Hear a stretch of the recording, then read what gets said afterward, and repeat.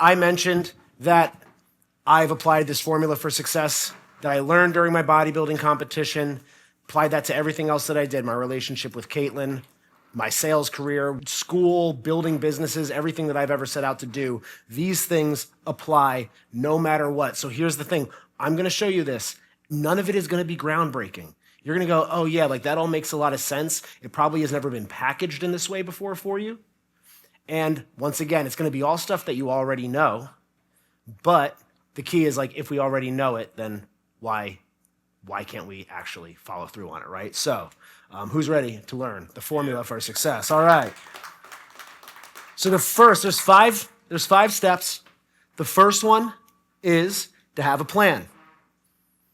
That's what we're here to do today. We're here to make a plan. Why do we have to have a plan? I'm going to use working out as the main example here because, again, I use that as the foundation of all discipline because it is the training ground for all the things that we're going to be talking about here. It applies to every single component of what we're talking about, including the formula for success. So that's the analogy I'm going to use. Let's say we have a goal of losing 20 pounds or, again, putting on 20 pounds of muscle. And you might say, okay, well, my plan is to go to the gym. All right, well, what does that mean? Okay, we get a membership, and then what's the next step? We just show up. What happens when we show up? How often do we show up? How frequently are we showing up? What measure are we holding ourselves to? What expectation are we setting for ourselves? Well, the plan could be as minimal as possible and as bare bones as possible, or it can get really, really specific. So let's say your goal was to gain 10 pounds of muscle. All right, well, we can say that the plan is to show up to the gym 4 days a week. Okay, well, that's great. Once we go there, when we show up to the gym, what do we do when we're there? There's a bunch of equipment, there's a bunch of stuff that may or may not be something that's going to help us get closer to our goal. So if we don't have a plan, we're just going to show up and we're probably going to do the things that are the most comfortable or that we've done before or that we're the most familiar with. And we might even not necessarily stay there long enough to actually accomplish anything. So let's be a little bit more specific. We have 4 days. Maybe we do a push-pull legs cardio split. In meathead terms, that's like a pretty standard 4-day split. Push-pull legs cardio. All right, well, that's a good start. So I walk in on Monday. It's push day. I have a bunch of different push exercises I could do. How many exercises am I going to do? What exercises am I going to do? How many sets? How many reps? How much weight? What's my heart rate supposed to be at? We can get as detailed with the plan as possible, but the bottom line is that we have to have a certain standard that we are setting for ourselves, a visible standard, so that we can actually take action on it and live by it. If our goal is just to lose 20 pounds or gain 20 pounds, and the plan is simply go to the gym, not really gonna get us there. If you know that to be true, say true. Okay, so bottom line is we need a starting point. Is this groundbreaking to anybody? Is this all making sense? Anything that I can clarify as far as what I mean by have a plan? It means I say I'm going to do X in order to accomplish Y. And whatever the plan is up to the specific goal and how you want to go about it. So, but having a plan is number one. Second is execution. So once we have the plan, we have to actually what? Show up and do it. Show up and actually perform the thing that we said we were going to do. Finding a plan, a lot of times people think that that's like the hard part because they want to overthink it. It's actually super simple.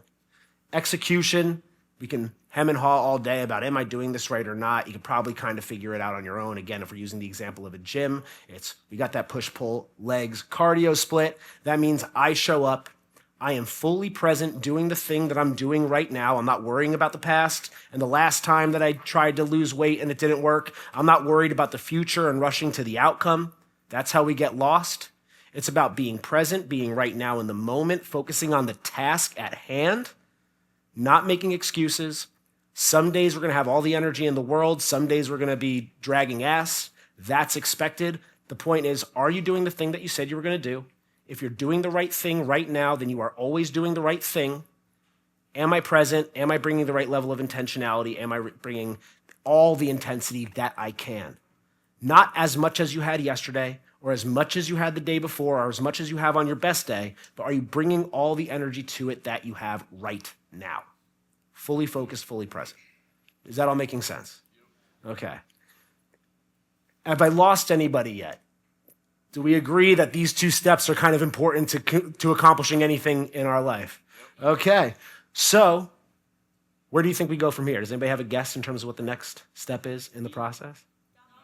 No, I thought somebody might say that. No, unfortunately, it's the hardest part of all and the thing that most people fail at, which is be consistent. So it's easy to get a plan. You don't need me. I'll say it this way. When I'm thinking about what I do as like a coach, specifically in the gym, you don't need me for a plan. If you know what you want to accomplish, you can go to ChatGPT and that'll throw it together for you. The problem why some people think finding a plan is hard is because they want to overanalyze, and all that's really doing is procrastinating.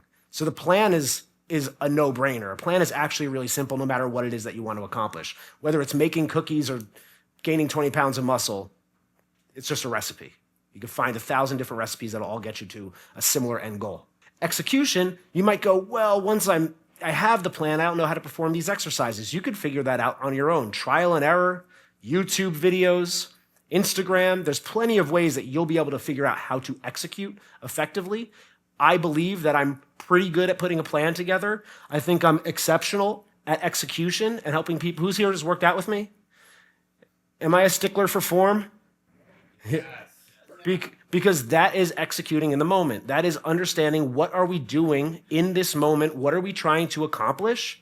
I'm not just having you move the weight from point A to point B. I'm not just trying to get you to break a sweat. I am trying to say if we're doing a chest press, our goal is to work our chest muscle. We keep the tension on the muscle. I'm focusing on my breath. I'm focusing on the way my body is moving. I'm focusing on the time under tension. The consistency is where most people fuck up. It's showing up even when you don't want to, even when it's hard, even when you can make every what in the book? Excuse in the book.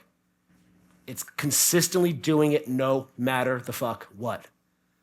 And I think that's truly my superpower. And again, why I do what I do is because that's where the mindset comes in. You're not missing the gym because of the hard day at work, or because you didn't get sleep last night, or because the difficult conversation with your partner. You're missing the gym just simply because you don't want to, and you allowed that justification to creep in and give you the excuse that you were looking for. Who can relate to that? So consistency, we know, is the key. It's the key to every success story that you ever heard. Anything that claims to have been an overnight success or to give you a tool that's going to make you an overnight success is lying to you. No matter what, it is lying to you. It doesn't exist. Consistency is critical. So here's the thing. These 3 steps, this is enough to get most people to most goals if you can do these 3 things. But I didn't say that my formula to success gets most people to most goals. What did I say? I'm going to be able to get you, no matter what your goal is, to any end goal, no matter what. So these things are great. These things are critical and important, and they can get you a very long way, and they might even get you to your goal. But the next 2 are absolutely going to supercharge it and make sure that without fail you get there. I'm about to sell you again because coaching is the 4th key to success. Again, you could figure out a plan on your own. You could Frankenstein a plan together. You can figure out execution on your own through a lot of trial and error. It's probably going to be frustrating, but you can do it. If you have a willpower of steel, well, then you can maintain consistency and hold yourself accountable. Yes, that's where most people fail, but the best of us can do it. But if you want the perfect plan, you want to know, or at least the optimal plan that can then be calibrated over time. If you want to know that you are having the absolute perfect execution in the moment and that you're doing everything exactly right, and you need an accountability buddy to make sure that you're doing the things that you said you were going to do, even when you don't, and be reminded of the reasons why you said you wanted those things in the first place, and maintain that perspective, that winning perspective that's going to allow you to be consistent. A coach is going to be able to do all of those things for you, so you're supercharging your results, you're getting further, farther, and you're guaranteeing that you have all the right steps in place. Does that all make sense? Yep. Awesome. So no matter what, getting a coach in any area of life, fitness, business, whatever the case is, writing a book is always going to help supercharge that. Any questions up to this point? Cool. And investing in yourself is the best area, the best thing that you could do as far as an actual investment. Does anybody have a guess as to what the fifth key is in the formula for success? Domination. Everybody wants to hear domination. Domination is at the end of all of this. At the end of all of this, we're dominated. Discomfort. So, again, all growth happens outside of your comfort zone. Who has heard that before? That is the most true statement in the world. Once again, I said earlier, the reason why people stay stuck, the reason why doing something new feels difficult, it's not necessarily that it's hard. Like showing up today isn't necessarily hard. It's just maybe different from what we're used to. It's not something that we've done before, and because our neural pathways our brain is literally designed to keep us comfortable and to keep us safe. So the more that we do something, the more we're likely to do it over and over and over and over again. So if we're like doing the same thing that we've done over and over again, even if on the surface it feels like it should get us somewhere, but it's not, it's because you're not actually pushing yourself outside of your comfort zone. Who here has worked and worked and worked and worked hours on end, weeks on end, and feels like they never actually got anywhere? All the time, right?